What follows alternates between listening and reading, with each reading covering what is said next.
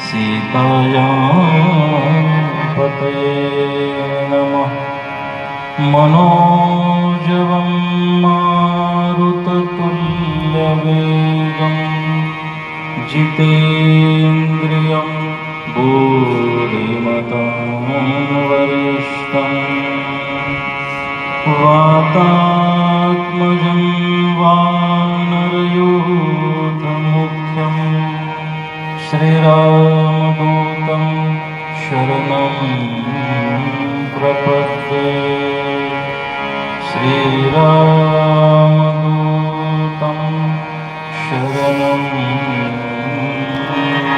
प्रपद्ये। सियावर रामचंद्र भगवान की, श्री निष्कलंक नारायण भगवान, गोपाल कृष्ण भगवान की, पंढरीनाथ भगवान की, भारत माता की, गौ माता की, गंगा मैया की, सब संतन की नमः।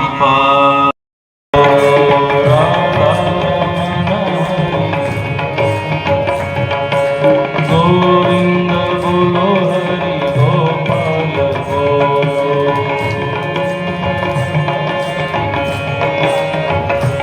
नमस्कार करतो।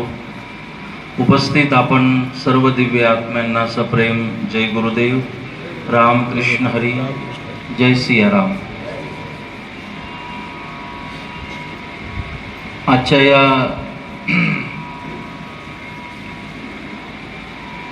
अनेक उद्देश असलेल्या या कार्यक्रमात उपस्थित ती काय काय उद्देश आहेत ती आबांनी नानांनी बोलून सांगितली आहेत। आपण आजच्या या कार्यक्रमात उपस्थित आहोत। मंचावर विराजमान श्रद्धेय आदरणीय डॉक्टर सुशील जी महाराज, मी नुकत्याच त्यांना पदवी पण मिळाली, त्यांचा एक खूप मोठा सन्मानाचा कार्यक्रम पण झाला। मी फोनद्वारे त्यांना शुभेच्छा दिल्या, आज प्रत्यक्ष पण शुभेच्छा देतो त्यांच्या या कार्याबद्दल। उपस्थित या ठिकाणी सर्वच यजमान परिवार आणि उपस्थित सर्व सन्माननीय सर्वांना यथायोग्य धन्यवाद देतो। मी सर्वांचं मनापासून स्वागत करतो आणि या पंकज महाविद्यालयाच्या सुंदर अशा परिसरात या आयोजनाचं कार्यक्रमाचं आयोजन या ठिकाणी आज झालंय। अनेक दिवसापासून मी नाव ऐकलंय, विद्यालयाच्या मालकांच्या भेटी झाल्यात, परंतु विद्यालयात येणं होत नव्हतं। कदाचित परमेश्वराची इच्छा होती की नातवाच्या आणि आजोबाच्या वाढदिवसालाच मी यावं एकत्रितपणे, त्या निमित्त करून आजच्या या सत्संगाचं आयोजन आहे। तसं एखाद्याच्या वाढदिवसाला एवढं गंभीर एवढ्या श्रद्धेने आपण उपस्थित नसतो। गेलोच एखाद्याच्या वाढदिवसाला तर सध्या तरी फक्त भोजनाची वेळ किती वाजेची आहे ते बघून जात असतो, परंतु आज प्रवचनाच्या निमित्त तुम्ही सर्व वेळेवर या ठिकाणी उपस्थित आहात। त्यामुळे मला असं जाणवतंय की सध्या चोपड्याला चांगल्या विचारांची भूक जाणवते आहे। तुम्हाला अशा या चांगल्या वातावरणाची आवश्यकता भासते आहे असं मला जाणवतंय आणि त्यासाठी माझे आता प्रवासही अनेक या परिसरामध्ये मी करतो आहे। दिवाळीच्या नंतर इथे एका कथेची मागणी पण आहे, पण हरी इच्छा बलवान. गुजरातीत असं म्हटलं जातं, धारीव धनेनु थाय.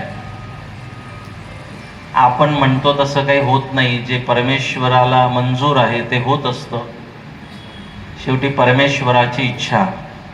परंतु आज या निमित्त मला तुमची सगळ्यांची भेट झाली, त्याचाही मला आनंद आहे.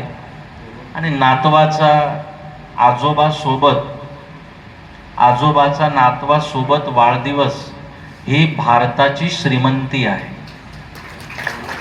अमेरिकेत सगळे, माझा गुरुपौर्णिमेचा नंतर 1 महिन्याचा प्रवास दरवर्षी US ला असतो.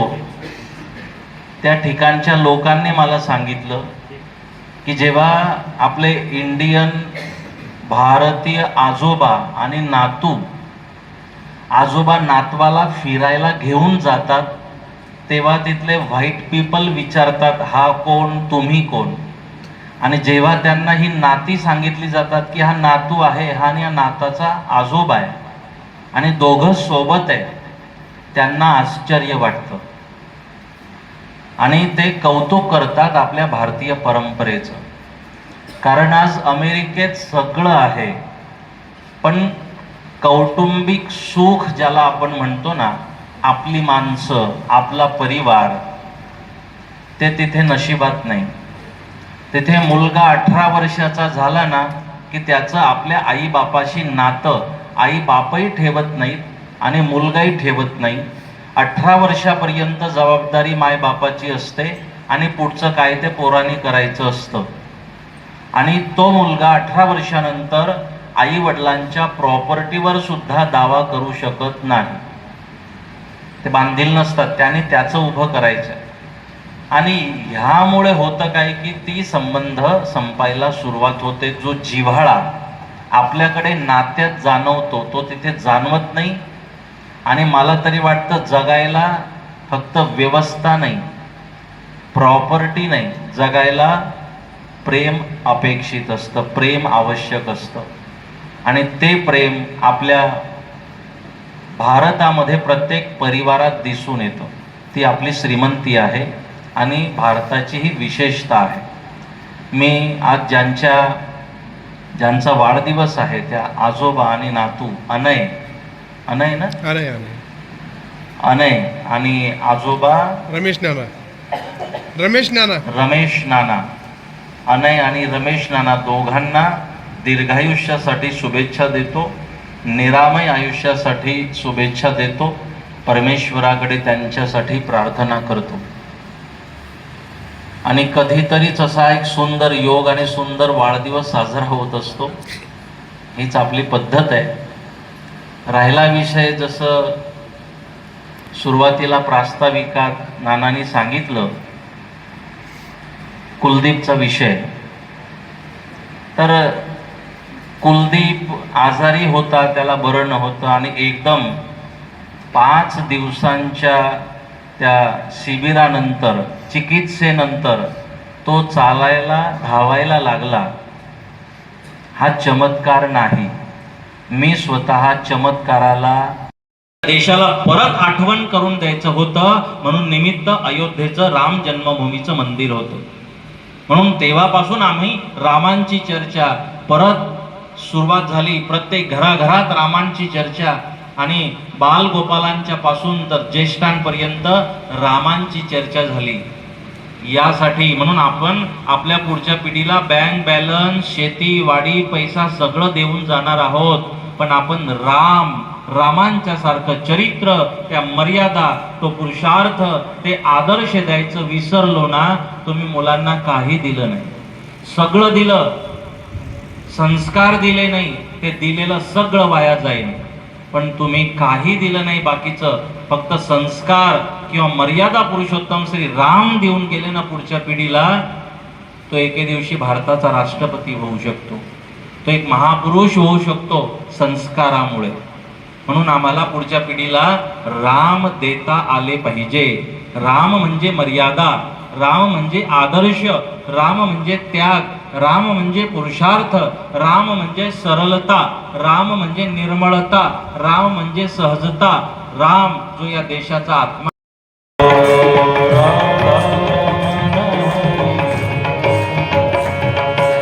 गोविंद बोलो हरी गोपाल बोलो.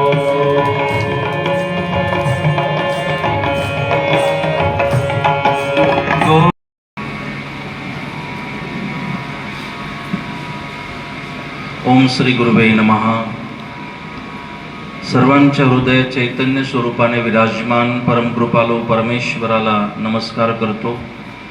उपस्थित आपण सर्व दिव्य आत्म्यांना सप्रेम जय गुरुदेव, राम कृष्ण हरी, जय सियाराम.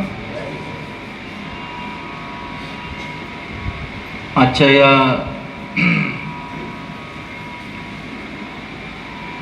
अनेक उद्देश असलेल्या या कार्यक्रमात उपस्थित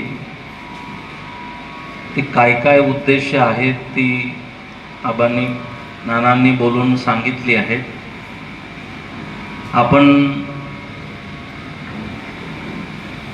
आजच्या या कार्यक्रमात उपस्थित आहोत.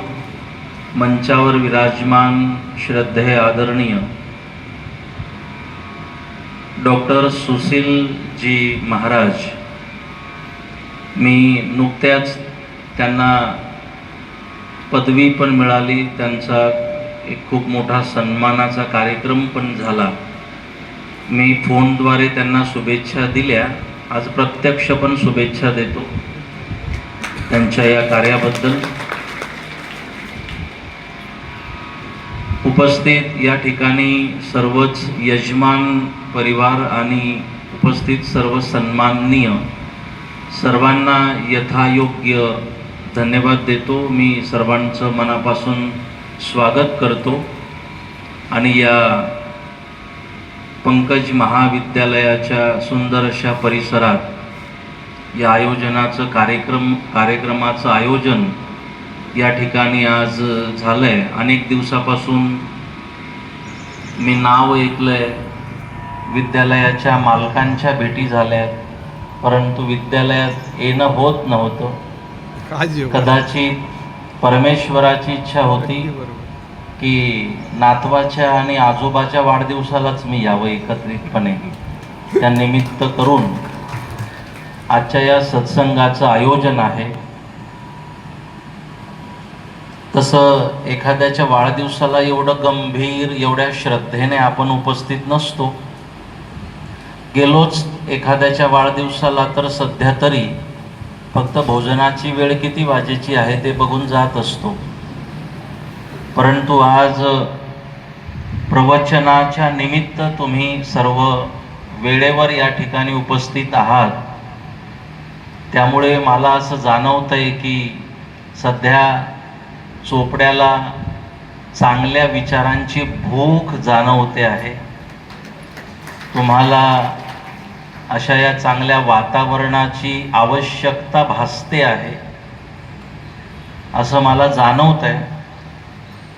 आणि त्यासाठी माझे आता प्रवासही अनेक या परिसरामध्ये मी करतो आहे. दिवाळीच्या नंतर इथे एका कथेची मागणी पण आहे, पण हरी इच्छा बलवान. गुजरातीत असं म्हटलं जातं, धारीव धनेनु थाय. आपण म्हणतो तसं काही होत नाही. जे परमेश्वराला मंजूर आहे ते होत असतं. शेवटी परमेश्वराची इच्छा. परंतु आज या निमित्त मला तुमची सगळ्यांची भेट झाली, त्याचाही मला आनंद आहे. आणि आजोबाचा नातवासोबत वाढदिवस ही भारताची श्रीमंती आहे. अमेरिकेत सगळे माझा गुरुपौर्णिमेचा नंतर 1 महिन्याचा प्रवास दरवर्षी US ला असतो. त्या ठिकाणच्या लोकांनी मला सांगितलं की जेव्हा आपले इंडियन भारतीय आजोबा आणि नातू आजोबा नातवाला फिरायला घेऊन जातात तेव्हा तिथले व्हाईट पीपल विचारतात, हा कोण, तुम्ही कोण? आणि जेव्हा त्यांना ही नाती सांगितली जातात की हा नातू आहे, हा आणि या नाताचा आजोबा आहे आणि दोघं सोबत आहे, त्यांना आश्चर्य वाटतं आणि ते कौतुक करतात आपल्या भारतीय परंपरेचं.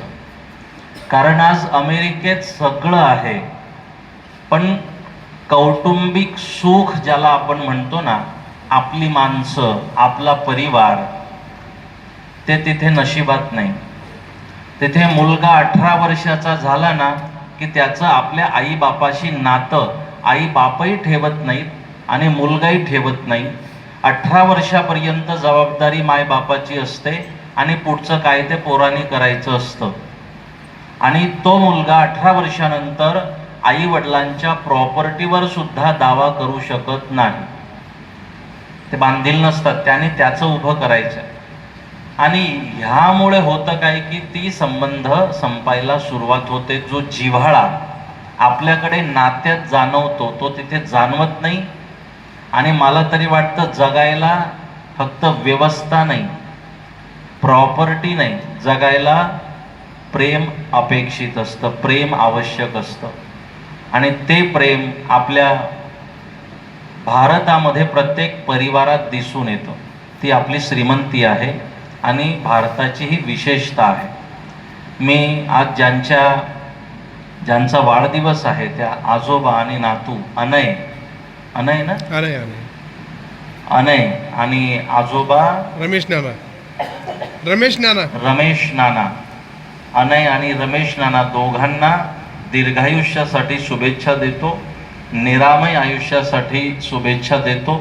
परमेश्वराकडे त्यांच्यासाठी प्रार्थना करतो. आणि कधीतरीच असा एक सुंदर योग आणि सुंदर वाढदिवस साजरा होत असतो. हीच आपली पद्धत आहे. राहिला विषय, जसं सुरुवातीला प्रास्ताविकात नानांनी सांगितलं, कुलदीपचा विषय. तर कुलदीप आजारी होता, त्याला बरं नव्हतं आणि एकदम 5 दिवसांच्या त्या शिबिरानंतर, चिकित्सेनंतर तो चालायला, धावायला लागला. हा चमत्कार नाही. मी स्वतः चमत्काराला मानत नाही. जो चमत्कार करतो तो जादूगार असतो. मी संत आहे म्हणून हा चमत्कार नाही. आपल्या ऋषी मुनींनी आपल्याला जी ही निसर्गोपचाराची चिकित्सा दिली, नॅचरोपॅथीची, हा ऋषी मुनींनी दिलेल्या त्या चिकित्सेचा चमत्कार आहे, त्या ट्रीटमेंटचा चमत्कार आहे. की आपल्याला आपल्या ऋषी मुनींनी चिकित्सा दिल्या की आपले सर्व आजार औषधी शिवाय, कोणत्याही टॅबलेट शिवाय आपण बरे करू शकतो.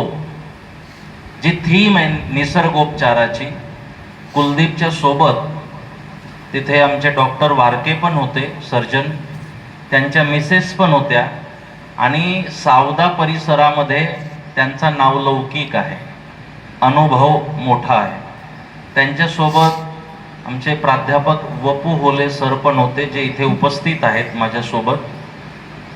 ते उत्तम कथाकथनकार आहेत आणि मला वाटतं कितीतरी हजारो व्याख्यानं अनेक महाविद्यालयांच्या मध्ये होले सरांची झाली आहेत. अशी सुशिक्षित, सुसंस्कारी मंडळी त्या शिबिरात होती. त्यांनी स्वतः या चिकित्सेचा अनुभव घेतला, कुलदीपची परिस्थिती बघितली आला तेव्हा. आणि 5व्या दिवसानंतर त्यांच्या समोर 3ऱ्या दिवशी तो लिफ्टचा वापर न करता जिने उतरत होता, 3ऱ्या मजल्यावरून खाली, खालून वर, हे समोर. हे आपल्या ऋषी मुनींनी आपल्याला ज्या चिकित्सा दिल्या ना, त्या चिकित्सेची ही फलश्रुती आहे.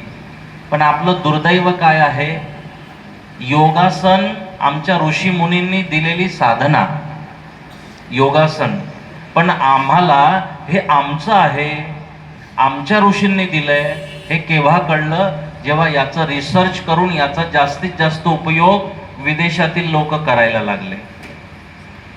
त्यांनी रिसर्च केलं आणि मग आपल्याला कळलं अरे हे तर आमचं आहे. त्यांनी गौ मातेच्या सान्निध्यावर रिसर्च केलं, गौ मातेच्या त्या गोमयावर रिसर्च केलं, गोमूत्रावर रिसर्च केलं, गायीच्या गौ मातेच्या श्वासोश्वासावर रिसर्च केलं, त्याचे परिणाम सांगितले. तेव्हा आमच्या लक्षात यायला लागलं की अरे गौ माता तर आमची आई आहे. आम्ही आई म्हणतो, माता म्हणतो. याचा अर्थ आपल्याकडे म्हणजे तुझं आहे तुझं पाशी परी जागा विसरलाशी, असं आपली गंमत झाली आहे. आपल्याला आपल्या ऋषीमुनींनी सगळं दिलंय. या विश्वाला शून्य देणारा आपल्या भारतातील संत आहे. सगळं जी सुरुवात झाली आहे ती भारताने या विश्वाला सगळं काही दिलंय. एवढ्या ऋषी मुनींचे आपल्याला आशीर्वाद आहेत. म्हणून या पंचमहाभूतांनी आपलं शरीर तयार झालं आहे आणि पंचमहाभूतांनीच ते शरीर ठीकही होऊ शकतं. एखादी लोखंडाची वस्तू आहे, तिला सुधारायचंय तर लोखंडानेच सुधारू शकते, लाकडाची लाकडाने, सोन्याची सोन्याने. त्या पद्धतीने आपलं शरीर पंचमहाभूतांनी तयार झालंय. त्या पंचमहाभूतांनीच बरं होऊ शकतं 100%, तेही कोणत्याही औषधीशिवाय. अशा सर्व चिकित्सा निसर्गोपचारात दिल्या आहेत, नॅचरोपॅथीमध्ये दिल्या आहेत. भारतभर अनेक सेंटर यावर काम करतायत. आपल्या परिसरामध्ये याचा अवेअरनेस यावा, लोकांनी निसर्गोपचाराकडे वळावं, असं माझं स्वप्न होतं. कारण की माझे गुरुदेव जगन्नाथ महाराज यांनी पण जेव्हा जेव्हा त्यांना काही त्रास व्हायचे तर निसर्गोपचारच घेतले. आणि माझ्या समोर पूर्वी तर ते कुकर लावून आणि त्याला नळी लावायची आणि ती वाफ सगळ्या शरीराला द्यायची वगैरे, असे त्या पद्धतीने. आता बरंच अपडेट झालंय सगळं, ते मी बघितलंय. त्यांना स्टीम द्यायचे ते बघितलंय. त्यांना त्याची आवड होती, मग आपल्या गुरूंना आवड होती, आपल्या गुरूंनी ते केलंय. चांगलं असेल म्हणून केलं ना, एक गुरूंबद्दलचा भाव, ते चांगलं होतं, आपले गुरु ते करायचे म्हणून ते पण आपण पुढे घेऊन गेलं पाहिजे, त्याचा प्रचार केला पाहिजे, असा एक भाव माझ्या मनात होता. मी त्याची सुरुवात केली. त्यावेळी एवढं मोठं सेंटर आपण उभं करणार, पण इथे लोकांमध्ये अजून अवेअरनेस नाही. त्याचा मेंटेनन्स होईल कसा, लोक कसे येतील, लोक आले पाहिजेत तर हे चालणार, नाही तर परत बंद करायची वेळ येईल. अशा अनेक चर्चा आमच्या झाल्या. त्यातून सकारात्मक विचार मी असा केला की लोकांना ह्याबद्दलची माहिती नसल्याचं कारण असं सेंटर आपल्या परिसरात नाही. मग आपण सेंटर केल्याने लोकांना माहिती होऊ शकते ना. लोकांना माहीत नसल्याचं कारण की असं सेंटर कोणी कामच केलं नाही एवढ्या मोठ्या प्रमाणात. म्हणून लोकांना आपणही जर नकारात्मक विचार केला तर ही नॅचरोपॅथी या परिसरात येणारच नाही. म्हणून मी सेंटर करून मग हळूहळू आपण लोकांपर्यंत जायचं असा विचार करून ती सुरुवात केली. मला अनेकांनी सांगितलं पण की एवढं चांगलं सेंटर आहे, ह्याचा प्रचार प्रसार अजून कुठे झाला नाही, तो केला पाहिजे, लोकांना माहीत झालं पाहिजे. परंतु माझी प्राथमिक इच्छा अशी होती की इथे आल्यानंतर लोकांनी अनुभव घेतल्यानंतर त्यांनी सांगावं की इथे काय होत आहे, त्याचे परिणाम जास्त चांगले येतील. मी म्हणेलच मला मेंटेनन्स काढायचं आहे, मला पेशंट आले पाहिजे, लोकांनी हे फॉलो केलं पाहिजे, हे मला वाटणारच. परंतु जेव्हा एखाद्याला त्याचे गुण येतील, त्याला त्याचे अनुभव येतील आणि त्यांनी जर इतरांना सांगितलं. आता कुलदीपच्या विषयामुळे झालं असं, त्यामध्ये हे प्रकरण CS पाटलांपासून सुरुवात होतं. त्यांनी नानांना सांगणं, कुलदीपला सांगणं, मग कुलदीपने तिथे येणं. आणि आता कुलदीपच्या उदाहरणामुळे मला चोपड्या तालुक्यात एक बॅनर लावायची पण गरज नाही आणि ॲडव्हर्टाइजमेंटची पण गरज नाही. कारण की कुलदीपच्या या रिझल्टमुळे आताही चोपड्याची लोक शिबिरात आहे. मी शिबिर सोडून आज आलोय. आताही चोपड्याकडची अनेक लोक तिथे शिबिरात आहेत, ते उपचार घेत आहेत. त्याला कारण की इथे कुलदीपला आलेला गुण, ती चर्चा झाली आणि अनेक नंतर आता मागचं शिबिर त्यामध्ये 20-25 जण चोपड्याची होती या परिसरातली, त्यांनी लाभ घेतला, आता आणखी आहेत. तर मला हीच अपेक्षा आहे या पद्धतीने. आणि माझं स्वप्न आणखी मोठं आहे की ही जी मूळ चिकित्सा पद्धती आहे आपल्या ऋषीमुनींनी दिलेली स्वास्थ्यावर चिकित्सा, ही राष्ट्र चिकित्सा म्हणून सरकारने घोषित करावी, असं माझं पुढचं स्वप्न आहे की ही राष्ट्रीय चिकित्सा म्हणून केंद्र सरकारने याला मान्यता द्यावी, राज्य सरकारने मान्यता द्यावी. कारण की आज आपण फक्त आज ॲलोपॅथीच्या औषधीतच पॉइझन नाही आहे, स्लो पॉइझन. आपण जी फळं खातोय ना, फळं, आपल्याला असं वाटतं मी फळं खाल्लेत एनर्जी खूप मिळणार. सर्वात जास्त केमिकल, तुमचा जास्त अभ्यास आहे या गोष्टी, सगळ्यात जास्त केमिकल आज धान्यामध्ये आणि फळांमध्ये आपल्याला मिळतंय. म्हणजे फळं खाऊनही आज आपल्याला अनेक प्रकारचे आजार होत आहेत. पूर्वी आपल्याला गावात एखादा, तालुक्यात एखादा पेशंट ऐकायला यायचा की कॅन्सर आहे. आज काय परिस्थिती आहे, घराघरात. कारण आपली जीवन पद्धती बदलली, फूड बदललं, आपली जीवनाची सगळी दिशाच बदलली आणि जे खायला मिळतंय ते सगळं केमिकल युक्त आहे आणि अनेक आजार आपल्याला होत आहेत. म्हणून आज या चिकित्सेची गरज आहे. ही चिकित्सा सगळे टॉक्सिन्स काढून टाकते, एनर्जी लेवल वाढते आणि महत्त्वाचं म्हणजे इम्युनिटी वाढते. इम्युनिटी वाढल्यानंतर अनेक आजार जे येऊ पाहतात, आता तर अनेक व्यक्ती आपण बघत असलो तर त्यांचं शरीर म्हणजे आजारांचं माहेरघर, मामाचं घर. काही शरीरं अशी झाली आहेत, आपण एखाद्याला विचारावं काय आजार आहे, ते म्हणतात कोणता नाही असं विचारा. जेवढी सगळेच आजार, आणि एक आजार अनेकांना निमंत्रण देतो, अनेक आजार प्रवेश करतात. पहिला सुख निरोगी काया, आणि जर हे तुमचं स्वास्थ्य व्यवस्थित नसेल तर बाकी व्यवस्थेची आयुष्यामध्ये आवश्यकताच नाही आणि त्या आवश्यकतेचं आम्ही करणार तरी काय. जसं एकदा आमच्या मधुकर सहकारी साखर कारखान्याचे चेअरमन शरद महाजन मंदिरात आले. मग म्हटलं आपण चहा घ्यायची, मग म्हणे घेऊ पण फिकी, साखर नको. मी म्हटलं तुम्ही शुगर फॅक्टरीचे चेअरमॅन आणि शुगर फॅक्टरीचे चेअरमन असून तुम्हाला चहा फिकी प्यावी लागते, मग शुगर फॅक्टरीचं चेअरमन असल्याचा लाभ काय की आपल्याला चहा फिकी प्यायला लागते. एक उदाहरण यासाठी मी दिलं की आपल्याकडे घरात सगळ्या व्यवस्था असतील की आता दिवाळी आली मला लाडू खायचे आहेत, संक्रांत आली मला तिळीचे लाडू खायचे आहे, अशी अनेक आपली व्यवस्था सगळी आहे. पण डॉक्टरांनी सांगितलं की तुम्ही ते खायचं नाही. मग त्या व्यवस्था असून उपयोग काय, जर शरीरच नाही, स्वास्थ्यच नाही आपल्याला, तर आपण त्याचा लाभ घेऊ शकत नाही. म्हणून आधी आम्ही लक्ष दिलं पाहिजे, हेल्थ फर्स्ट. आता तुम्ही म्हणाल की मी अध्यात्म बोलायला आलोय का मी चिकित्सा बोलायला आलोय. मी त्याचं कॉम्बिनेशन आहे जनार्दन महाराज म्हणजे सध्या.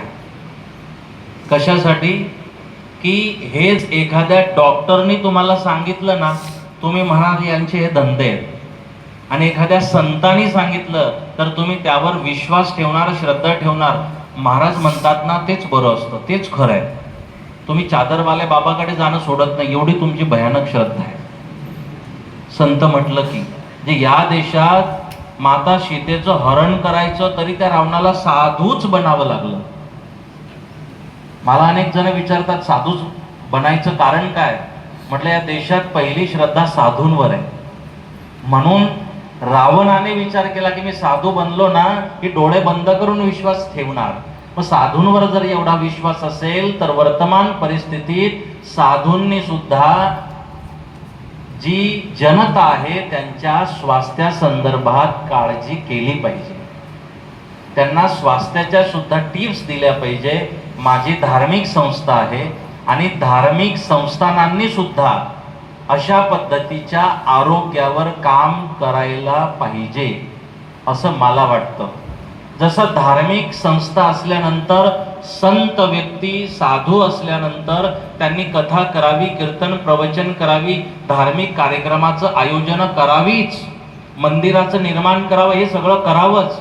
पण त्यासोबत या धार्मिक संस्थानांनी संतांनी आता सध्या त्यांच्यावर जनतेचा विश्वास असल्यामुळे त्यांना स्वास्थ्यासंदर्भात पण जागृत करायची आवश्यकता आहे. संस्थानांनी स्वास्थ्यावर काम करायची आवश्यकता आहे. एखाद्या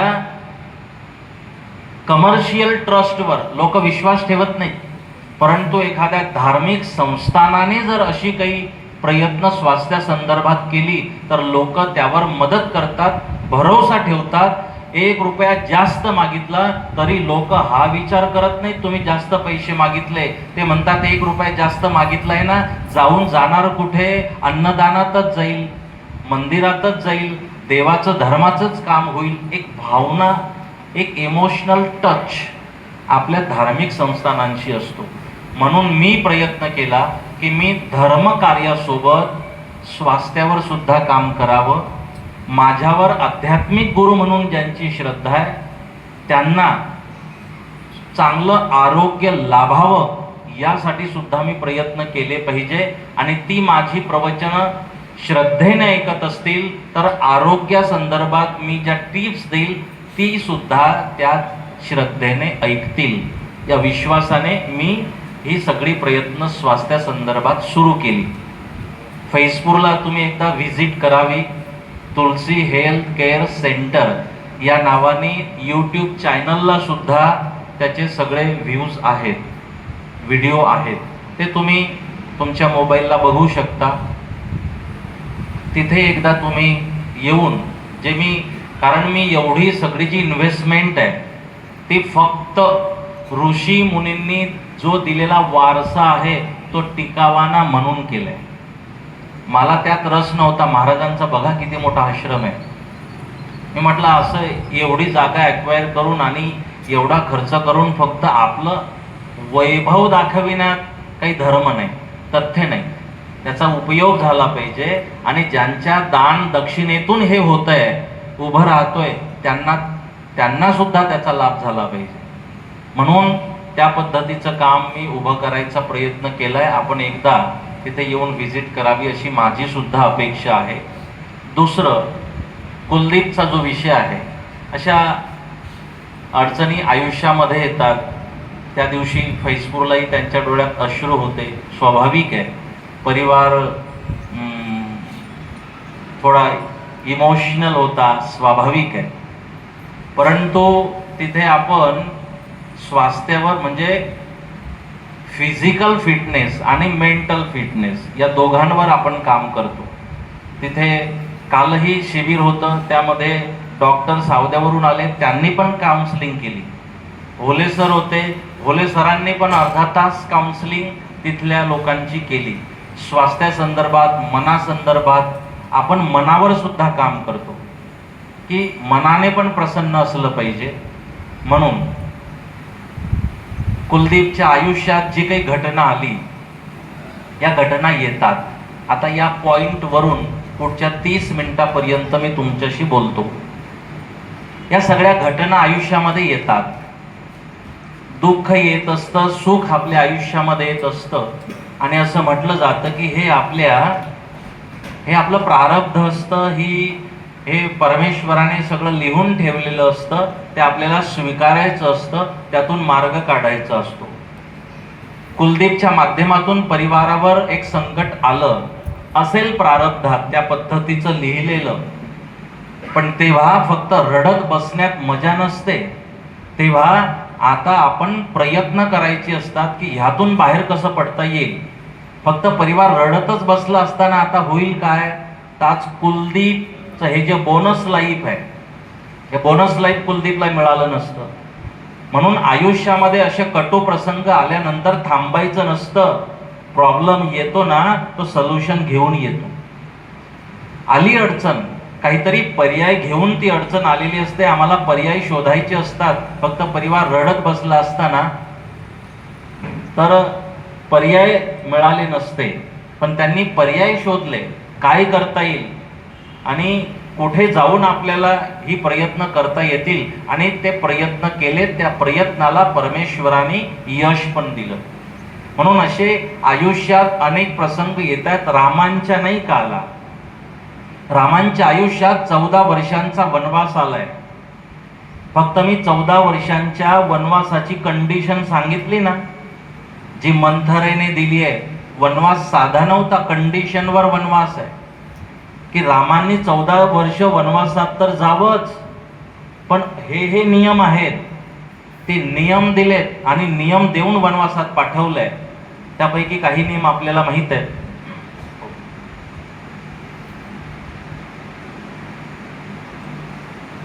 त्या काही नियमांच्या मध्ये त्यांनी राजवस्त्र परिधान न करता जावं, त्यांनी एक कोणताही सेवक सोबत न घेता जावं, कोणतीही व्यवस्था, रथ, सेवक, कोणतीही व्यवस्था नाही, वल्कल नेसून त्यांनी वनवासात जायचंय. भगवान श्रीराम ते स्वीकारतात आणि ते स्वीकारून भगवान श्रीराम वनवासात जातात. गेल्यानंतर असं तुम्ही रामकथेत ऐकलंय का, श्रवण केलंय की गेल्यानंतर रामांना एके दिवशी असा विचार आला की ते मंथरेविषयी नाराजी व्यक्त करत होते किंवा मंथरेला दोष देत होते. ह्या मंथरेने हे आमच्या घरात चुगली केली ना, लाव्या करतात की नाही लोक, इकडे करतात की नाही मला अजून अनुभव नाही.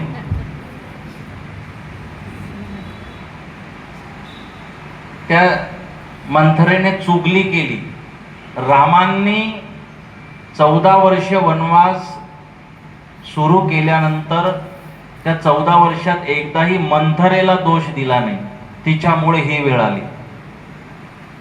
रामांनी 14 वर्षात कधीच माता कैकेयीला दोष दिला नाही की तिच्यामुळे ही वेळ आली. तिने वरदान दुसरं मागायला हवं होतं, हे काय वरदान मागितलं, कुणाला दोष दिले नाही, अयोध्यावासियांना दोष दिले नाही, कर्माला दोष दिले नाही, विशेष भाग्याला दोष दिला नाही की हे माझ्या भाग्यात काय आलं, मी काय होतो, काय झालोय.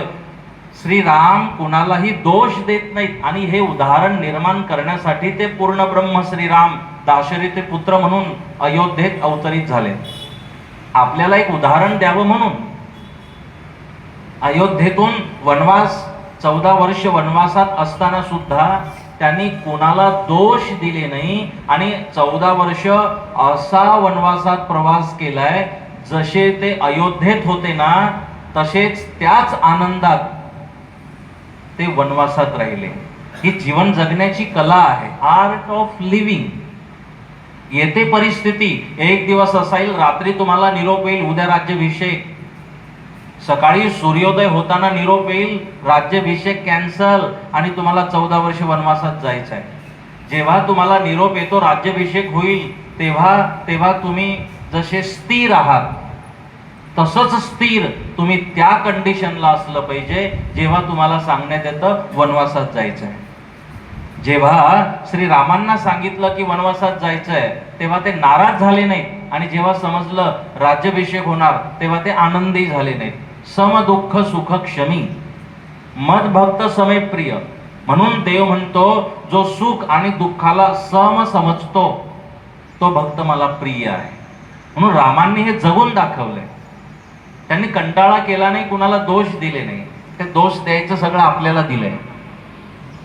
आपल्याला आपण आपलं कर्तृत्व विसरतो, पुरुषार्थ विसरतो आणि आपण दोष देतो. एकमेकाला भांडण होईल म्हणून देत नाही. मग राहिलं कोण, 9 ग्रह.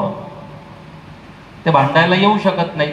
माझं नाव का घेतोय म्हणून, मला दोष का देतो म्हणून. 9 ग्रह, मग 9 ग्रहांची शांती झाली, मग आणखी कोणाला तरी दोष दिला पाहिजे. मग वास्तू दोष, मग वास्तू शांती झाली, मग आणखी कोणाला तरी दोष दिला पाहिजे. मग पितृदोष, ज्या पितरांचे श्वास आपल्या कल्याणाची काळजी करत गेलेत ते मृत्यूनंतर दोष देतील. ज्यांना पायात काटा आपल्या जातोय आणि अश्रू त्यांच्या डोळ्यात येतात, एवढे संवेदनशील ते मुलांच्या संतानाच्या बाबतीत असताना ते कशाला दोष आणि त्रास देतील. पण पितृदोष काय काय, आता आणखी नवीन नवीन दोष, प्रत्येक महिन्यात एक नवीन दोष मला ऐकायला येतो. परंतु ज्या पद्धतीने आलेल्या परिस्थितीला तोड श्रीराम देतात, कुणाला दोष न देता मला माझं जीवन, कुणालाही दोष न देता मला जगता आलं पाहिजे. आणि हे जगता येतं, मला माझा पुरुषार्थ करता आला पाहिजे. कुणाला दोष दिला नाही रामाने, आलेल्या परिस्थितीला तोंड दिलं. परिस्थिती आणि किती प्रेम, किती किती जिव्हाळा या एकमेकांवर. म्हणून रामांनी पुरुषार्थ केला. मला माझ्या वडिलांचं वचन मला पूर्ण करायचं आहे, मला गेलं पाहिजे, गेलेत आणि वचन पूर्ण केलं. 14 वर्ष होता है तो पानी को दोष देता है, और जब कुछ कर नहीं पाता तो किस्मत को दोष देता है. काही करता येत नाही ना, मग आपण किस्मतला दोष देतो. माझ्या किस्मत मध्येच नाही. मला तरी वाटतं बेस्ट ऑफ लक म्हणण्यापेक्षा ऑल इज वेल असं म्हटलं पाहिजे, ऑल द बेस्ट म्हटलं पाहिजे. की सगळं काही फक्त लक वर नसतं, लक आपल्या हातात आहे. आपल्याला ते निर्माण करायचं आहे, आपल्याला ते उभं करायचं आहे.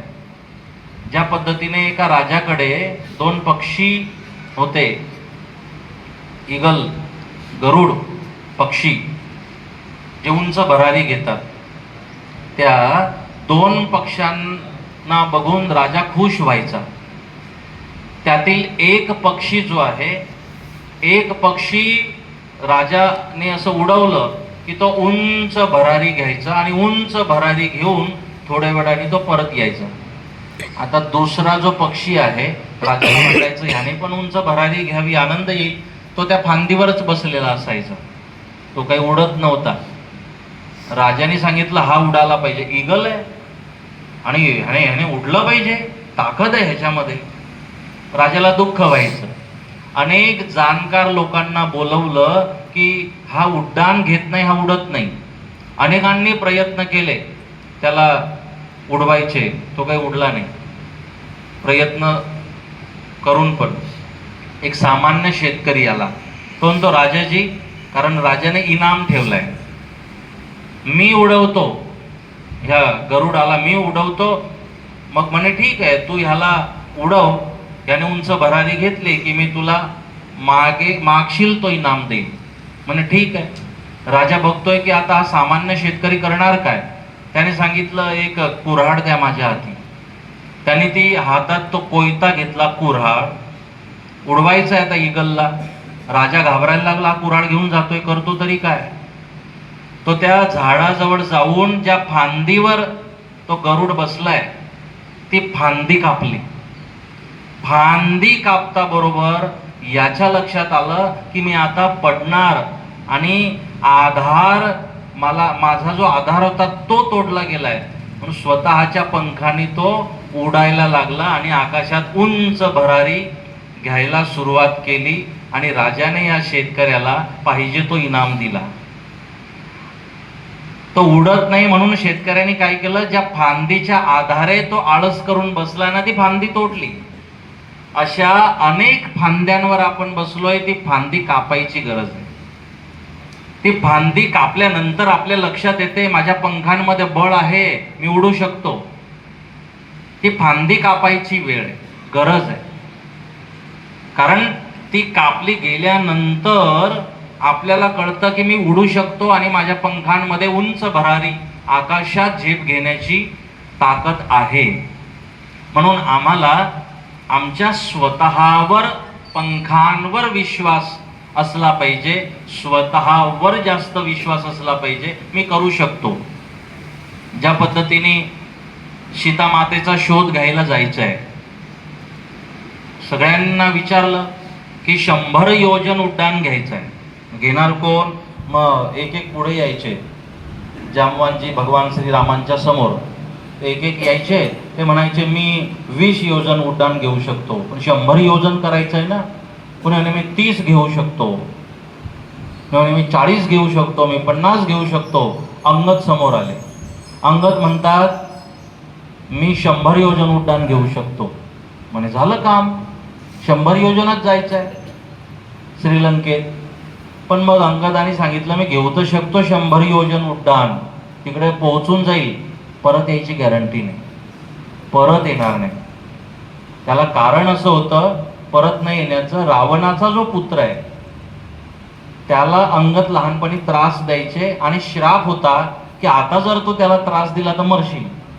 म्हणून अंगद म्हटले की मी परत येणार नाही, कारण की मी जाईल ना, रावणाला माहित आहे तो आधी त्यालाच समोर पाठवेल आणि मी त्याला सोडणार नाही.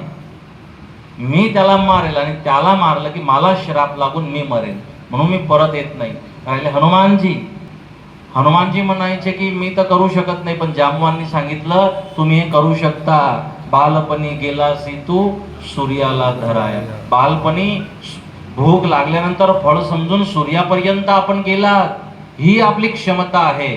जेव्हा आठवण करून दिली तेव्हा हनुमानजी म्हणतात मग मी जायला तयार आहे. आणि ते जाऊन सीता शोध घेतात आणि सुग्रीव परत येऊन श्रीरामांना म्हणतात सीता मातेचा शोध झालाय, मी भेटही करून आलोय, सीतामाई सुरक्षित आहे, आपल्याला पटकन गेलं पाहिजे आणि सीतामाईची सोडवणूक केली पाहिजे.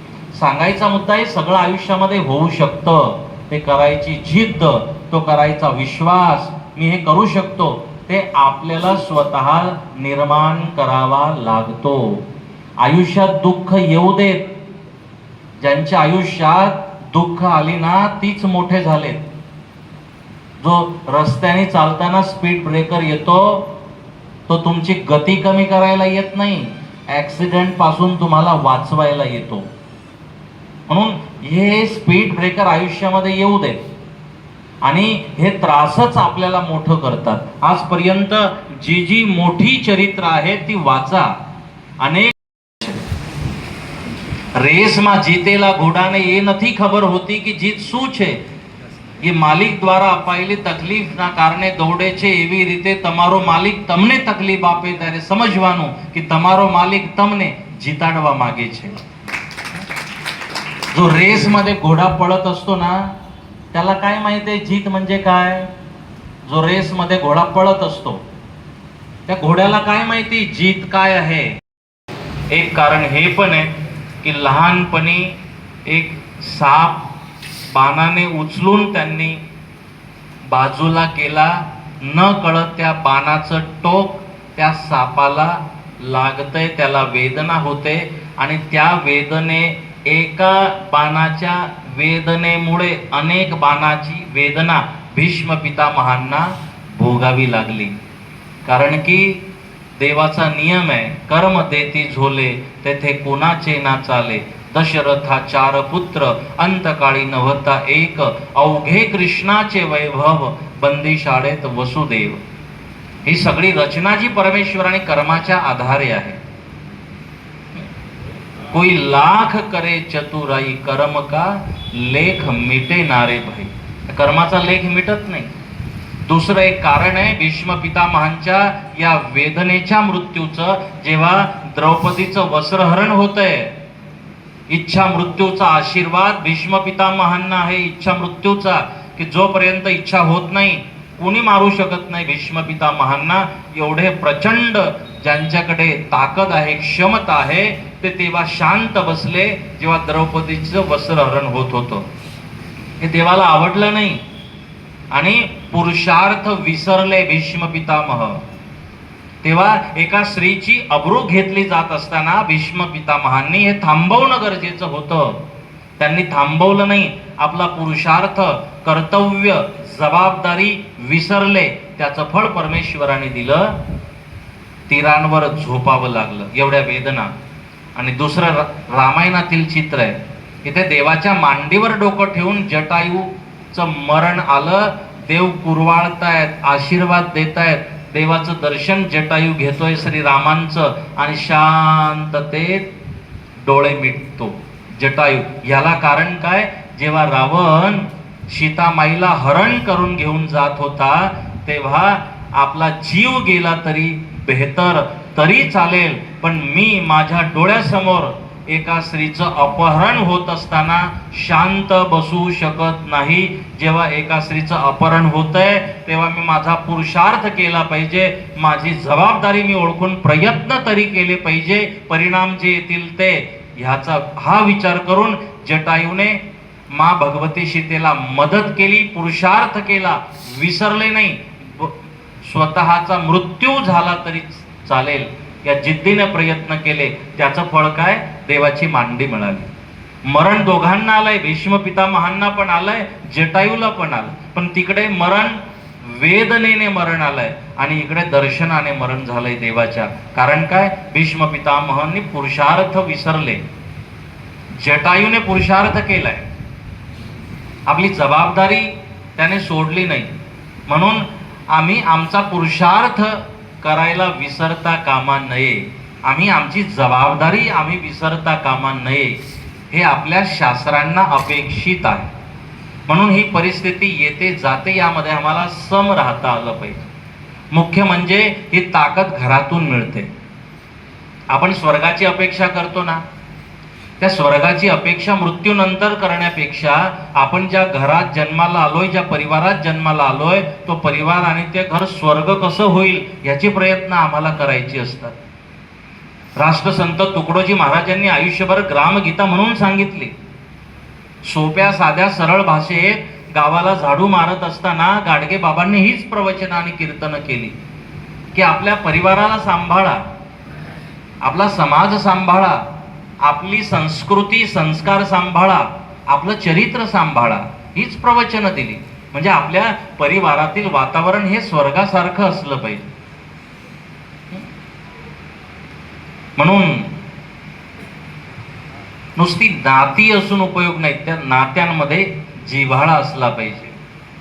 घर असावे घरासारखे, नकोत नुसत्या भिंती, तिथे असावा प्रेम जिव्हाळा, नकोत नुसती नाती. फक्त नाती असून उपयोग नाही. पूर्वी तुम्ही आठवा, आपली पूर्वीची घरं आजोबा असतानाची मातीची घरं होती, मातीची. आता सिमेंट कॉन्क्रीटची घरं झाली आहेत. तेव्हा घरं मातीची असू देत, मन सिमेंट कॉन्क्रीट सारखी मजबूत होती.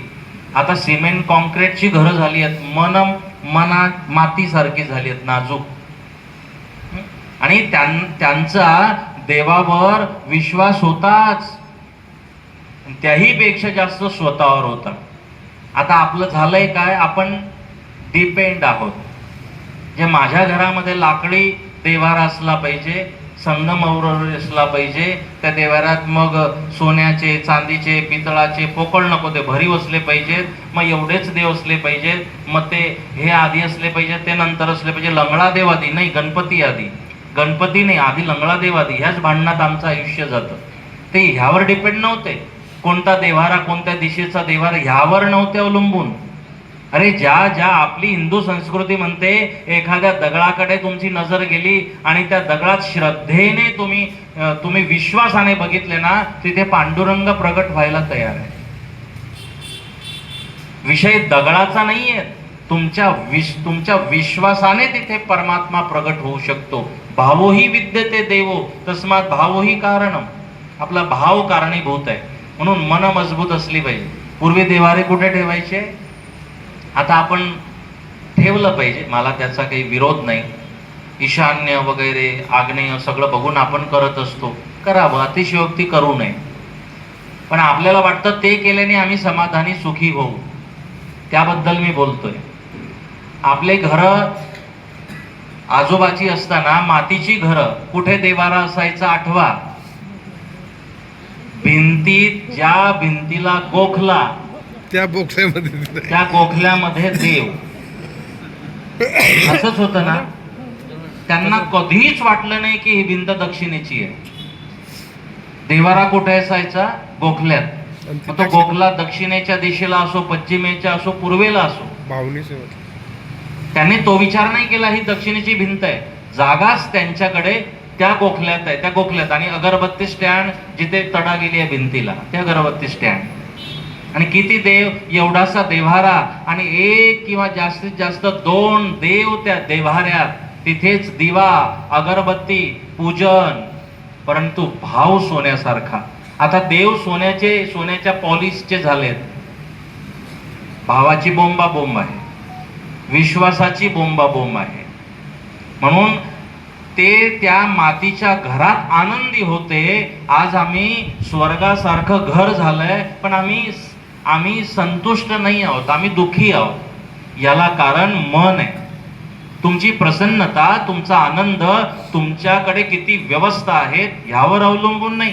तुमची प्रसन्नता, तुमचा आनंद तुमच्या मनावर अवलंबून आहे. संतुष्ट सततम योगी. तुमची त्यावर विश्वास असला पाहिजे, तुमचा त्यावर भरवसा असला पाहिजे. थोड्या वेळाने वाट हे राजा जाताना दे, जाताना दे. कशासाठी बेलाची झाडं बलिदान केली आम्ही? बस मला सुख मिळालं पाहिजे. तुम्हाला सांगू का, बेलाचं पान महादेवाला वाहिलं म्हणजे सुखी होतो हा कन्सेप्ट आपल्या ऋषीमुनींनी नाही दिलाय. पहिलं तर माझा असा विश्वास आहे, जिथे ते बिल्वपत्र आहे, जिथे उमललंय तिथे ते महादेवाला समर्पित आहे. ठीक आहे, आपण व्हावं, परंतु फक्त एवढ्यानी नाही ना तो देव प्रसन्न होत. एवढ्यानी तो प्रयत्नाला यश देतो परमात्मा. म्हणून आम्हाला फक्त आम्ही असे टोटकेच करत राहिलो, आम्ही फक्त असे पर्यायावरच अवलंबून राहिलो आणि आपला पुरुषार्थ विसरलो जो जटायूने केला. आम्ही पुरुषार्थ विसरलो जो श्री रामांनी केला. आम्ही पुरुषार्थ विसरलो जो छत्रपती शिवाजी महाराजांनी केला. आम्ही पुरुषार्थ विसरलो जो महाराणा प्रतापांनी केला. आम्ही पुरुषार्थ जर विसरलो जो आमच्या राष्ट्रपुरुषांनी, थोर पुरुषांनी केलाय, सरदार वल्लभभाई पटेलांनी केलाय, आम्ही ते विसरलो आणि हेच उपाय करत बसलो तर नाही ना देश आझाद होत, नाही आपल्याला आझादी मिळत, नाही आपण सुखी होत. माझं सुखी होणं, माझं दुखी होणं हे माझ्या मनावर आणि माझ्या कर्तृत्वावर अवलंबून आहे. मला प्राधान्य माझ्या कर्तव्याला, माझ्या कर्माला दिलं पाहिजे. श्रीमद भगवद्गीता आपल्याला दिली, आईसारखी आहे. ती आईसारखी आपली काळजी घेते, पण श्रीमद भगवद्गीता कर्मप्रधान आहे. तुम्हाला कर्म करावी लागतील, त्याला परमात्मा यश देतो. आपण जर म्हटलं की असेल माझा हरी, देईल खाटल्यावरही तसं नाही होत. आता अनेक लोक महादेवाच्या मंदिरात काय काय संकल्प घेऊन जात आहेत, त्याच्या नावाची जागा माझ्या नावे होऊ दे. आणि तसं झालं ना, मग मी दिवे लावायला येईन, मग मी बिल्वपत्र 108 वाहीन, मी अर्पण करेल. भोलेनाथ स्वीकारेल का? हे काही मनोकामना आपण घेऊन गेलो, कसे भोलेनाथ स्वीकारतील? आणि मला तरी वाटतं सध्या भोलेनाथाला तर व्यापारी करून टाकलाय आपण. हे घे ते दे. हे हिंदुत्व नाही आहे, लक्षात ठेवा. लाचार, भिकारड. हे दे ते घे. आम्ही भोलेनाथाला काही आम्हाला पाहिजे तरच काहीतरी देणार, किंवा काही दिलं तर त्या बदल्यात आम्हाला काहीतरी मिळालंच पाहिजे म्हणून आम्ही देणार.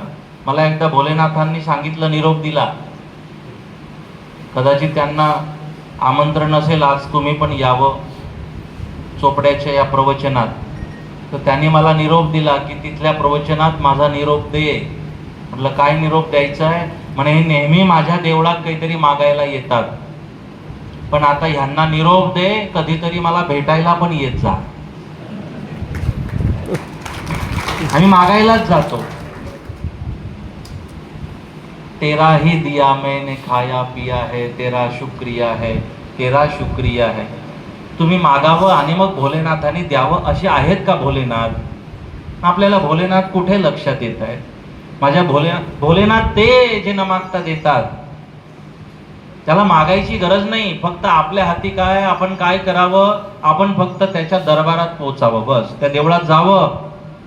तुम्ही तिथे गेलात ना, तुमची जबाबदारी संपली. आता तिथून पुढची जबाबदारी भोलेनाथाची. आपल्याला आपली जबाबदारी पार पाडायची आहे, तुम्हाला त्या देवळात पोहोचायचं आहे, बस. तुम्ही त्याच्या दरबारात उपस्थित झालात ना, लगा दो पार नैया को नहीं तो डूब जाएगी, मेरा तो कुछ न बिगड़ेगा, भोलेनाथ तुम्हारी लाज जाएगी. जा, त्याला सरेंडर व्हा, समर्पित व्हा. जे माझं वाईट झालं होऊ दे, लाज तुझी जाईल, माझं काही बिघडणार नाही. आपण फक्त भोलेनाथाच्या समोर उपस्थित व्हावं, प्रणाम करावा. आमची गंमत अशी आहे, आपण देवळात देवासाठी जातो, देवासाठीच जातो ना. आपण देवळात देवासाठी जातो आणि देव सोडून सगळं मागत असतो. कोणासाठी जातो देवळात आपण? देवासाठीच जातो ना. कोणत्याही देवाच्या देवळात आपण देवासाठी म्हणून देवळात जातो आणि देव सोडून सगळं मागतो. आणि गेलोय देव मागायला. आपण देवासाठी जातोय म्हणजे जे मागायला जातोय ते सोडून आम्ही सगळं बाकी मागत असतो. आम्हाला कुठेतरी आत्मचिंतनाची आवश्यकता आहे. मी पुरुषार्थावर बोलतोय.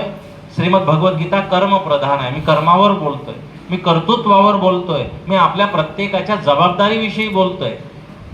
मला माझी जबाबदारी समजली पाहिजे आणि मला ती जबाबदारी मला प्रामाणिकतेने पार पाडता आली पाहिजे. हा माझा धर्म, ही माझी भक्ती, ती माझी साधना असली पाहिजे. देव पुरुषार्थाला आशीर्वाद देतो. देव आपल्या त्या कर्तृत्वाला यश आणि आशीर्वाद देत असतो. मी नवं नाही बोलत आहे. तुम्ही सगळ्यांची आत्मचरित्र वाचा. त्यांनी पुरुषार्थ केलाय म्हणून ते यशस्वी झाले, म्हणून त्यांचा नावलौकिक झालाय, म्हणून ते आयुष्यात काहीतरी करू शकले. मग ते एपीजे अब्दुल कलाम असतील, ते धीरूभाई अंबानी असतील, या देशातील, या सगळ्यांनी पुरुषार्थ केला. एक दिवस तो होता, धीरूभाई अंबानी सायकलीवर कापड विकतायत. आजचा दिवस आहे.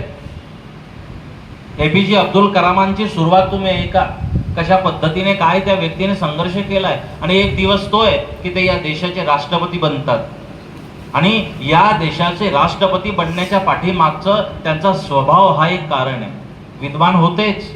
काही स्वभाव, जेव्हा त्यांनी राष्ट्रपती भवन सोडलं, काहींनी सांगितलं की तुम्ही ह्या सोन्या चांदीची जी बक्षीस आहेत ती घेऊन जा सोबत. त्यांनी सांगितलं नको, ती मला मिळालीच नाही. म्हणे साहेब तुम्हालाच मिळाली. म्हणे ती मला नाही मिळाली, एपीजे अब्दुल कलामला नाही मिळाली, ती राष्ट्रपतीला भारताची मिळाली होती. आणि ते राष्ट्रपतीला मिळाल्याने ते इथे राष्ट्रपती भवनातच ते शोभून दिसतील. एपीजे अब्दुल कलामला नाही मिळाली, ती राष्ट्रपतीला मिळाली. आणि आता मी राष्ट्रपती नाही. हा जो विचार, हा विचार माणसाला मोठं करतो. एके दिवशी राष्ट्राचं अधिपती आपण बनत असतो. म्हणून आम्ही असा विचार करायचा. सांगायला काय घडतंय ते. आता बापाही व्हॉट्सअप आणि मुलगाही व्हॉट्सअप, दोघं शेजारी असून दोघं दूरपर्यंत बोलत असतात. शेजारी आपण बोलत नाही. म्हणून आज कुठेतरी संवाद कमी होत चाललाय. हा पारिवारिक संवाद आपल्याकडे असला पाहिजे. त्याचे परिणाम काय?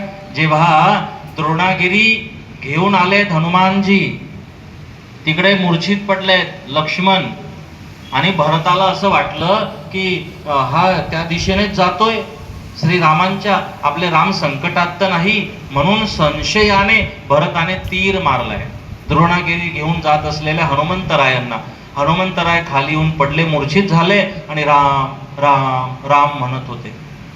भरताच्या लक्षात आलं चुकलंय, कारण हा तर राम राम स्मरण करतोय. शुद्धीवर आणलं आणि विचारलं कोण? म्हणे मी राम भक्त. झालेला परिचय सांगितला आणि भरतानी माफी मागितली, चूक झालीये. मग तिथली घटना सांगितली हनुमंतरायांनी की मूर्छित पडलेत लक्ष्मण, मला गेलं पाहिजे. कौसल्या मातेला ऐकायला गेलं. कौसल्य माता परत पळत येते. विश्वास ठेवा, भारत देश श्रीमंत काय. कौसल्य माता पळत येते आणि हनुमंताला सांगते तू आता रामांकडे जातोय ना? म्हणे हो. म्हणे आता जाऊन रामांना या कौसल्याचा निरोप दे, आईचा त्या रामाला निरोप दे. आणि त्या रामाला सांग, रामा 14 वर्ष तू वनवासात राहिलाय, पण कौसल्य आईने निरोप दिलाय, लहान भाऊ लक्ष्मणाशिवाय परत येऊ नको. आई कौसल्या म्हणते रामाला की छोट्या भावाशिवाय परत येऊ नको. कौसल्याने निरोप दिला. माता सुमित्रा आली. माता सुमित्रेला प्रसंग लक्षात आला. माता सुमित्रा येऊन म्हणते हनुमंता माझा निरोप दे, रामांना माझा निरोप दे. आई सुमित्रा म्हणते लक्ष्मणाची आई, माझा रामाला निरोप दे की सीता सुरक्षित अयोध्येत परत आली पाहिजे, असं रामांना माझा निरोप दे. अरे माझ्या पोराचं लक्ष्मणाचं काय व्हायचं होऊ दे, हनुमंता रामाला निरोप दे, पण सीता सुरक्षित परत आली पाहिजे. लक्ष्मणाचं काय व्हायचं भाऊ दे, अरे गरज पडली ना माझा आणखी एक मुलगा आहे शत्रुघ्न, मी त्याला पण पाठवी. हे रामायण आहे, लक्षात ठेवा. प्रत्येकाला आपली काळजी नाही, सेल्फिश नाही आहेत कोणी. आई कौसल्या लक्ष्मणाची काळजी करते, आई सुमित्रा सीतेची काळजी करते. किती किती काळजी वाहू परिवार. आणि म्हणून जेव्हा मोठ्या मुलाला वनवासात जायची वेळ आली ना, तेव्हा लक्ष्मण पटकन म्हणतात मी सोबत येईन. आणि जेव्हा भरत आल्यानंतर लक्षात येतं माझा भाऊ वनवासात गेलाय, मी राज्यावर बसत नाही, मला माझ्या भावाकडे जायचंय आणि त्याला परत आणायचंय. हे जे बंधुत्व आहे, हे जे प्रेम आहे, हे आपल्या परिवारात असलं पाहिजे. म्हणून ही सगळी चरित्र आपल्या पुरुषार्थासाठी, आपल्या एक आदर्श जीवनासाठी आपल्या ऋषी मुनींनी ही सगळी चरित्र आपल्याला दिली आहेत. किती एकमेकाची सगळ्यांना काळजी आहे. जेव्हा भगवान श्रीराम वनवासात प्रवेश करतात, वनदेवी प्रसन्न होते, वनदेवी प्रगट होते आणि वनदेवी म्हणते श्रीराम देवा तुमचं वनवासात स्वागत आहे, वनात माझ्यासाठी काही सेवा. राम म्हणतात आहे तुझ्यासाठी सेवा. म्हणे काय सेवा सांगाल ती मी करते. श्री राम म्हणतात काही दिवसांच्या नंतर याच वाटेने माझा लहान भाऊ भरत येईल. वनदेवी तुला एक सेवा करायची आहे. जेव्हा माझा लहान भाऊ या पाऊल वाटेने मला शोधत शोधत वनवासात येईल, तेव्हा माझ्या लहान भाऊ भरताच्या पायात काटा टोचता कामा नये याची काळजी तू घे. वनदेवी म्हणते तुमच्या आज्ञेचं पालन मी करेन. पण वनदेवी प्रश्न विचारते, देवा मी ते करेलच, पण त्या भरताच्या तुमच्यापेक्षा त्या भरताचे पाय नाजूक आहेत का? म्हणे नाही, तसं काही नाही. मग म्हणे तुम्ही तुमच्या पायात काटा टोचू नये असं नाही मला सांगितलं, पण लहान भावाच्या पायात काटा टोचू नये हे सांगितलं. कारण काय? तेव्हा श्री राम म्हणतात बघ वनदेवी, अगं मी मोठा आहे, मी सहन करेन, पण माझा जो लहान भाऊ आहे ना भरत, तो खूप नाजूक आहे, मनाने नाजूक आहे. अगं पाय त्याचे कठोर आहेत, तसा तो कठोर आहे, परंतु जेव्हा या पाऊल वाटेने तो येईल आणि त्याच्या पायात जर काटा गेला ना, त्याला त्याची वेदना नाही होणार, पायात गेलेल्या काट्याची वेदना नाही होणार, पण माझ्या भरताला जास्त वेदना ह्याच्या होतील की माझा मोठा भाऊ राम या पाऊल वाटेने गेलाय आणि मला जसे काटे टुचले रुतले तसे माझ्या मोठ्या भावाला रामाला पायात किती काटे गेले असतील. हे आठवून आठवून हे विचार करून करून तो स्वतःला दुःखी करेल, रडेल तो माझा लहान भाऊ. म्हणून त्याला हे वाटू नये, तो दुःखी होऊ नये, म्हणून त्याच्या पायात काटा जाता कामा नये याची काळजी तू घे. या विचारांचा हा माझा देश आहे. या विचारांनी, हे विचार या देशाला या चरित्रांनी दिलेत. म्हणून आम्हाला परत परत आता ही चरित्र आठवली पाहिजे, परत परत आम्हाला ती स्मरणात आणली पाहिजे. अयोध्येला राम मंदिराची जी प्राणप्रतिष्ठा झाली ना, 600 वर्ष हा संघर्ष सुरू आहे. या 600 वर्षांमध्ये, या गेल्या 15-16 वर्षांपासून या आंदोलनात मी सक्रिय सहभागी आहे. जेव्हा जेव्हा या आंदोलनात मी सहभागी झालो, या सगळ्या सभांमध्ये मी उपस्थित होतो, हुंकार सभांमध्ये उपस्थित होतो, जेव्हा जेव्हा माझी जिथे भूमिका होती, जिथे मला सेवा मिळाली, मी ती करायचा प्रयत्न केला. त्याची फलश्रुती होती की जेव्हा भूमिपूजन झालं तेव्हा महाराष्ट्रातून मला निमंत्रण भूमिपूजनाचं होतं. काही कोरोना काळामध्ये काही संतांना प्रत्येक राज्यातील बोलवावं म्हणून ठराविक संख्येत साधूंना बोलवलं.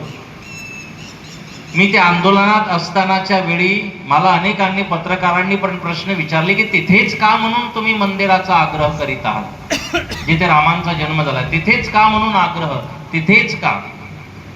आणि अयोध्येतच राम मंदिर व्हावं हे सगळे आग्रह कशासाठी? लक्षात ठेवा, याचं उत्तर त्या दिवशी संपूर्ण विश्वाला मिळालं ज्या दिवशी अयोध्येला श्री राम मंदिराची प्रतिष्ठा झाली. एकही घर असं नव्हतं ज्या घरामध्ये त्या दिवशी दिवाळी साजरी झाली नाही. या विश्वभरात ज्या दिवशी राम मंदिराची प्राणप्रतिष्ठा झाली, त्या दिवशी राममय शबरीमय हा देश झाला. त्या दिवसापासून या देशातील बोबडी बोबडी तोतरी पोरं जे आता बोलायला सुरुवात करतायत ती पण जय श्रीराम जय श्रीराम जय श्रीराम बोलायला लागली या देशात. हा आग्रह फक्त मंदिराचा नव्हता, देशाला परत आठवण करून द्यायचं होतं. म्हणून निमित्त अयोध्येचं राम जन्मभूमीचं मंदिर होतं. म्हणून तेव्हापासून आम्ही रामांची चर्चा परत सुरुवात झाली. प्रत्येक घराघरात रामांची चर्चा आणि बालगोपालांच्या पासून तर ज्येष्ठांपर्यंत रामांची चर्चा झाली. यासाठी म्हणून आपण आपल्या पुढच्या पिढीला बँक बॅलन्स, शेती, वाडी, पैसा सगळं देऊन जाणार आहोत. पण आपण रामांच्या सारखं चरित्र, त्या मर्यादा, तो पुरुषार्थ, ते आदर्श द्यायचं विसरलो ना, तुम्ही मुलांना काही दिलं नाही. सगळं दिलं, संस्कार दिले नाही, ते दिलेलं सगळं वाया जाईल. पण तुम्ही काही दिलं नाही बाकीचं, फक्त संस्कार किंवा मर्यादा पुरुषोत्तम श्री राम देऊन गेले ना पुढच्या पिढीला, तो एके दिवशी भारताचा राष्ट्रपती होऊ शकतो, तो एक महापुरुष होऊ शकतो संस्कारामुळे. म्हणून आम्हाला पुढच्या पिढीला राम देता आले पाहिजे. राम म्हणजे मर्यादा, राम म्हणजे आदर्श, राम म्हणजे त्याग, राम म्हणजे पुरुषार्थ, राम म्हणजे सरलता, राम म्हणजे निर्मळता, राम म्हणजे सहजता. राम जो या देशाचा आत्मा आहे, जो या देशाचा श्वास आहे, हे चरित्र आम्हाला पुढच्या पिढीला देता आली पाहिजेत, जे समरसतेचं प्रतीक आहे.